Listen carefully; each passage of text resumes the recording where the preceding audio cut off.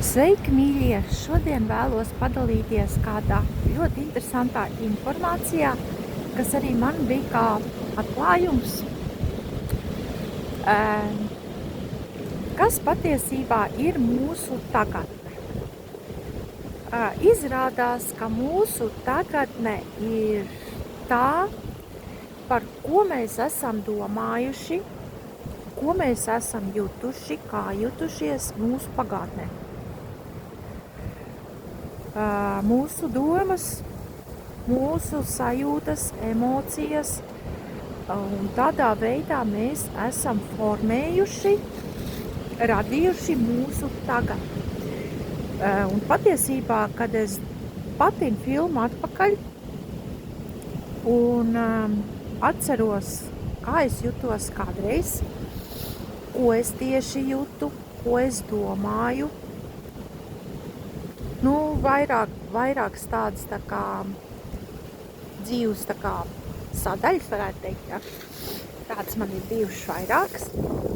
Un patiesībā tā patiešām ir taisnība. Tā kā es jutos tajā laikā,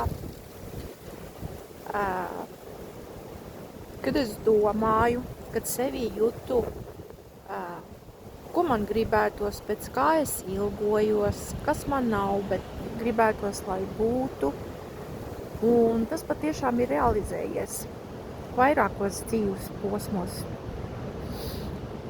Un tas, ko mēs domājam tagad, par ko mēs domājam, kas mums pietrūkst, ko mums gribētos, kā mēs gribētu savādāk, arī mūsu sajūtas, pēc kā varbūt ilgojamies, ko gaidām, uz ko ceram, ko vēlamies, kas mums tagad nav.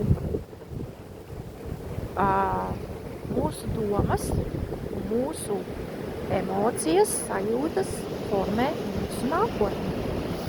Tā kā padomājiet par to, par ko jūs mēdzat domāt. Pēc kā ilgojaties, kas jums trūkst, ko gribētos. Jo tāda būs jūs nākotnē.